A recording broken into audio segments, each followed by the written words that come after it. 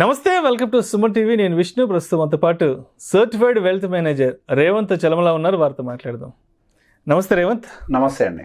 రేవంత్, నాకు నేను ఒక కాల్ వచ్చింది. మీ నెంబర్ ఏమో అని చెప్పి నా నెంబర్ కాల్ చేశారు. ఒక అతను ప్రకాశం డిస్ట్రిక్ట్ నుంచి కాల్ చేశాడు. ఒక యాప్లో డబ్బులు ఇన్వెస్ట్ చేశాడంట, మ్యూచువల్ ఫండ్స్. ఇప్పుడు అమౌంట్ చూపించట్లేదంట. సో నేను రేవంత్ గారితో మాట్లాడాలంటే సరే ఇంకా మీ నెంబర్ అతనికి ఫార్వర్డ్ చేశాను. సో అయితే మొత్తంగా ఈ మధ్య యాప్స్కి సంబంధించిన స్కామ్లు అంటూ గందరగోళాలు జరుగుతున్నాయి కదా. ఈ మధ్య గ్రో యాప్కి సంబంధించి కూడా చాలా పెద్ద డిస్కషన్స్లోకి వచ్చింది కదా. సో చాలా యాప్స్ ఉన్నాయి. గ్రో యాప్ అని, ఈటీ మనీ యాప్ అని, తర్వాత ఈ పేటిఎం అని, రకరకాల యాప్స్, అదే టెక్నాలజీ బేస్డ్ ఏవైతే ఉన్నాయి యాప్స్, అంటే వీటిల్లో ఇన్వెస్ట్ చేస్తే రాత్రికి ఏదన్నా ఆ యాప్కి సంబంధించి ఏదైనా బ్యాడ్ న్యూస్ వచ్చి ఏదైనా బ్యాంక్ క్రప్ట్ లాంటిది ఇంకేదన్నా జరిగితే ఏం పరిస్థితి అసలు? సో ఈ క్వశ్చన్ నన్ను కూడా చాలా మంది అడిగారు. నా దగ్గరకు వచ్చిన మోస్ట్ కామన్ క్వశ్చన్ ఇది. అసలు ఏ యాప్ అయితే మంచిది, ఎందులో పెట్టాలి? ఇది కామన్గా వస్తున్న క్వశ్చన్. నాకు కామెంట్స్లో కూడా గమనించాను దాన్ని. Nice question. సో బేసిక్గా మీరు గ్రో వాడండి, ఈటీ మనీ వాడండి, coin zero the company coin వాడండి, ఏదన్నా వాడండి. వాటి వేటికి మీ పెట్టుబడితో సంబంధం లేదు. ఓకే, ఇప్పుడు మీరు ఫోన్పే, గూగుల్ పే వాడుతున్నారా యూపీఐ కోసం? ఓకే, ఇప్పుడు మీరు డబ్బులు ట్రాన్స్ఫర్ చేయాలని అంటే అది మీ బ్యాంక్ అకౌంట్ నుంచి అవతల బ్యాంక్ అకౌంట్కి వెళ్తుందా, లేకపోతే ఈ మీ ఫోన్పే నుంచి ఫోన్పేకి వెళ్తుందా? బ్యాంక్ టు బ్యాంక్ కదా. బ్యాంక్ టు బ్యాంక్ ట్రాన్సాక్షన్ అంతే కదా. ఈ ఫోన్పే కావచ్చు, గూగుల్ పే కావచ్చు, పేటిఎం, XYZ, ఏ యూపీఐ పేమెంట్ ఏదన్నా కానీ, యాప్ ఏదైనా కానివ్వండి, అవి జస్ట్ ఒక ఇంటర్ఫేస్ మాత్రమే. ఓకే, ఇంటర్ఫేస్లో గ్లిచెస్ ఉండొచ్చేమో కానీ డబ్బులు ట్రాన్స్ఫర్ అయ్యే దాంట్లో గ్లిచెస్ ఉండవు. అయితే ట్రాన్సాక్షన్ ఫెయిల్ మీ అకౌంట్లో ఉంటాయి, లేదా మీరు ఏ సోర్స్ అకౌంట్కి అయితే ట్రాన్స్ఫర్ చేస్తున్నారో ఆ అకౌంట్కి వెళ్ళిపోతాయి. అంతే కదా. ఇన్ బిట్వీన్ ఈ ఫోన్పే కానీ జీపే కానీ చేసేది ఏం లేదు. అయితే మీరు తప్పు కొడితే తప్ప. అంతే కదా. అలానే గ్రో కానీ, ఈటీ మనీ కానీ, XYZ ఏ యాప్ అయినా కానీ వాళ్ళు చేసేది ఏమీ లేదు. అవి ఒక జస్ట్ డిజిటల్ ప్రెజెన్స్ మాత్రమే.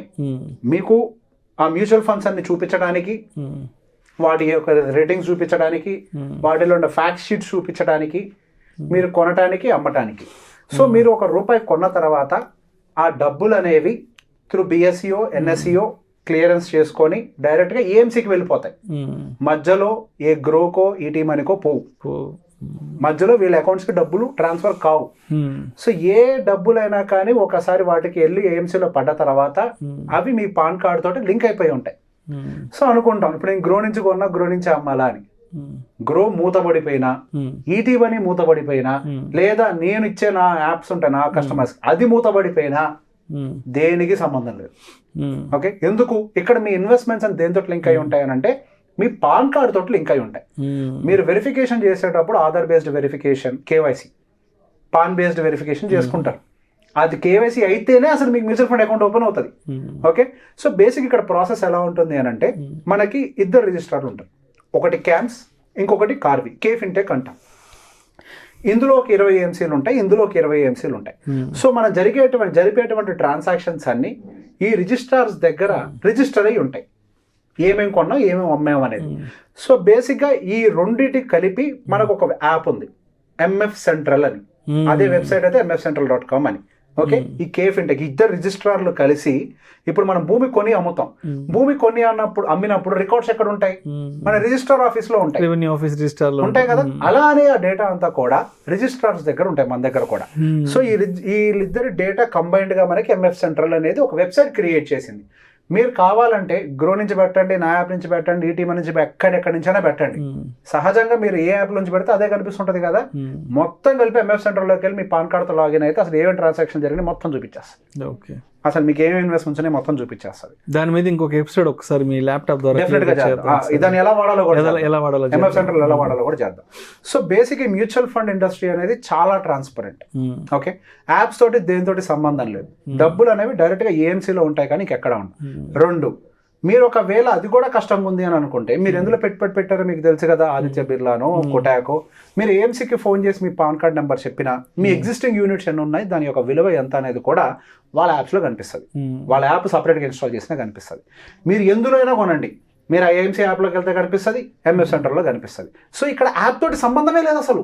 చాలా మందికి డౌట్ ఉంటుంది, ఈ యాప్ తో ఇన్వెస్ట్ చేస్తే నాకు రిస్క్ ఏమో అని. ఇక్కడ మీరల్లా చూడాల్సిందల్లా ఏంటి అని అంటే వాళ్ళు ఎంఫీ రిజిస్టర్డా కాదా అంతే. గ్రో కూడా ఎంఫీ రిజిస్టర్డే. ఎంఫీ రిజిస్ట్రేషన్ లేకుండా ఏం జరగడానికి లేదు. మేబీ వాళ్ళు డైరెక్ట్ ఇష్యూ చేయొచ్చు, వాళ్ళు డైరెక్ట్ మ్యూచువల్ ఫండ్ మాత్రమే పెట్టచ్చేమో, కానీ ఎంఫీ రిజిస్ట్రేషన్ లేకుండా వాళ్ళు అసలు అమ్మకూడదు దాన్ని. ఏ ఒక్కళ్ళైనా సరే ఎంఫీ రిజిస్ట్రేషన్ లేని బిజినెస్ చేయరు. సో ఎంఫీ రిజిస్టర్డా కాదా ఇది ఒక్కటే మాత్రమే మీరు చెక్ చేయాలి. వాళ్ళు ఎంఫీ వెబ్సైట్లోకి వెళ్తే ఆ ఏఆర్ఎన్ నెంబర్ ఎంటర్ చేస్తే వాళ్ళ రిజిస్ట్రేషన్ డీటెయిల్స్, వాళ్ళ మీద ఏమన్నా సస్పెన్షన్లు ఉన్నాయి అవన్నీ కూడా కనిపిస్తాయి. వాళ్ళు కనుక యాక్టివ్ ఎంఫీ రిజిస్టర్డ్ అయితే కనుక ఆ గ్రో యాపే కానివ్వండి, ఏ యాప్ అయినా కానివ్వండి, వాళ్ళు యాక్టివ్ అయితే గనక మీరు దాని త్రూ పెట్టినట్లయితే మీకు ఎటువంటి నష్టం జరగదు. అండ్ గ్లిచెస్ కనిపించాయి. మీరు గ్రో యాప్లో చెప్పారు, మొన్న మధ్య వచ్చిన కేసు ఏంటి, ఏదో డబ్బులు పెట్టాను నాకు మొన్నటిదాకా ఏదో 8 లక్షల రూపాయలు చూపించింది, ఇప్పుడు రిడీమ్ కొడదాం అంటేనేమో అవి రిడీమ్ అవ్వట్లేదు, గ్రో యాప్ నన్ను మోసం చేశారని చెప్పి రచ్చ చేశాడు ఒక అతను. సో గ్రో యాప్ కూడా ఇన్వెస్టిగేషన్ స్టార్ట్ చేసింది. అసలు నిజంగా పెట్టాడా లేదా, అది మా టెక్నికల్ గ్లిచ్చా అని. ఇన్వెస్టిగేషన్ కోసం ఏంటి, వాళ్ళు ఇది అడిగారు, మీ బ్యాంక్ స్టేట్మెంట్ ఇవ్వండి. మీరు డబ్బులు పెట్టుంటే మీ స్టేట్మెంట్ లో రికార్డ్ అయ్యి ఉంటుంది కదా, దాన్ని ఎవరు మార్చలేరు కదా. గ్రో యాప్ అని వెళ్ళి బ్యాంక్ డేటాలోకి వెళ్ళి డిలీట్ బటన్ నొక్కలేడు కదా. సో మీరు స్టేట్మెంట్ ఇవ్వండి. స్టేట్మెంట్ లో ఎక్కడ లేదు అది, ఇది కేవలం గ్రో యాప్ లో వచ్చిన గ్లిచ్ అంతే. కానీ మా వల్ల ఒక గ్లిచ్ వచ్చింది కాబట్టి మీరు ఎన్ని సంవత్సరాలు చూశారు కాబట్టి ఆ డబ్బులు మీకు ఇస్తామని చెప్పి వాళ్ళు ఇచ్చేశారు. సో బేసిక్గా గ్లిచెస్ అనేవి వస్తూ ఉంటాయి. ఎంత కొన్నామో మనకి తెలుసు కదా, అందుకే చెప్పా ఇందులో తప్పు చూపిస్తుందా, ఎంఎఫ్ సెంటర్లోకి వెళ్ళండి కరెక్ట్గా చూపిస్తుంది. అట్లీస్ట్ గ్లిచెస్ ఉన్నాయి ఇప్పటికీ గ్రో యాప్లో. ఇంకొకటి మీరు అన్నారు కనిపించట్లేదు అని. ఫస్ట్ తొందరపడకండి. మ్యూచువల్ ఫండ్కి ట్రాన్సాక్షన్ సెటిల్మెంట్ టైం అనేది ఒకటి ఉంటుంది, T+2. ఓకే, ఈక్విటీకి అయితే T+2, డెప్ట్ బేస్కి అయితే T+1. T అని అంటే ట్రాన్సాక్షన్ డే. ఓకే, మీరు ఈక్విటీ మార్కెట్స్లో 1 గంట యావరేజ్ టైం పెట్టుకోండి. యాక్చువల్ సెటిల్మెంట్స్ కొద్దిగా అటు ఇటు అవుతుంటాయి కాబట్టి మధ్యాహ్నం 1 గంట లోపల కనుక ట్రాన్సాక్షన్ చేసినట్లయితే అది ఆ ట్రాన్సాక్షన్ డే కిందకు వచ్చి నెక్స్ట్ 2 వర్కింగ్ డేస్ తర్వాత మీకు సెటిల్మెంట్ జరుగుతుంది. ఓకే, సో అదే మీరు 1 గంట తర్వాత ఈవినింగ్ పూట కనుక ట్రాన్సాక్షన్ చేసినట్లయితే ఆ ట్రాన్సాక్షన్ డే నెక్స్ట్ డేకి షిఫ్ట్ అవుతుంది. ఇవాళ డే కింద ట్రాన్సాక్షన్ డే కింద తీసుకోవడానికి కుదరదు. Next day will be the transaction day +2 working డేస్లో మీకు సెటిల్మెంట్ అనేది జరుగుతుంది. అది పర్చేసింగ్ అయినా అంతే, రిడిమ్షన్ అయినా అంతే. సో బేసిక్గా కొన్న వెంటనే కనిపించట్లేదు అని భయపడుతూ ఉంటారు. ఆ తర్వాత మీరు కొన్న తర్వాత మేబీ వరుసగా ఒక 3 రోజులు మార్కెట్ హాలిడే వచ్చింది అనుకోండి, మీకు కనిపించడానికి 5 రోజులు పట్టొచ్చు. నేను ఏం చెప్పా, T+2 వర్కింగ్ డేస్ అయి ఉండాలి. అది T+2 డేస్ కాదు, ఆ వర్కింగ్ డేస్ లో మీకు సెటిల్మెంట్ జరుగుతుంది. సమ్ టైమ్స్ 5 డేస్ కూడా పడుతుంది హాలిడేస్ వల్ల. సో కంగారు పడాల్సింది ఏం లేదు. అండ్ మీకు పర్చేస్ జరిగిన తర్వాత నెక్స్ట్ వర్కింగ్ డే, మీకు ఆ ట్రాన్సాక్షన్ పూర్తయిన తర్వాత వర్కింగ్ డే రోజు ఏఎంసీ నుంచి మెయిల్ కూడా వస్తుంది, మీరు పలానా పర్చేస్ చేశారు అని. మీకు యాప్లో కనిపినంత మాత్రం భయపడాల్సిన అవసరం లేదు. కొంచెం లేట్గా అయినా కనిపిస్తుంది, టెక్నికల్ గ్లిచ్ ఉన్న కంగారు పడిన అవసరం లేదు. ఏఎంసీ కన్ఫర్మేషన్ ఇచ్చింది కదా. మీరు కొన్నదేంటి, గ్రో కొన్నారా? కాదు కదా. మీరు కొన్నదేంటి, ఎస్బీఐ రిలేటెడ్ ఏదో ఒక ఫండ్. ఎస్బీఐ నుంచి కన్ఫర్మేషన్ వచ్చిన తర్వాత గ్రోలో కనిపించలేదు అంటే కంగారు ఎందుకు మనకి? సో బేసిక్ ఇట్లాంటి కొన్ని technical glitches here and there వస్తూ పోతూ ఉంటాయి. అండ్ మరో సెటిల్మెంట్ టైం అనేది ఒకటి ఉంటుంది. ఇవన్నీ దాటుకుంటూ పోతే మ్యూచువల్ ఫండ్ ఏం కాదు. ఇక్కడ ఒకటే గుర్తుపెట్టుకోండి, భూమిని కబ్జా చేయొచ్చు, చాలా సహజం.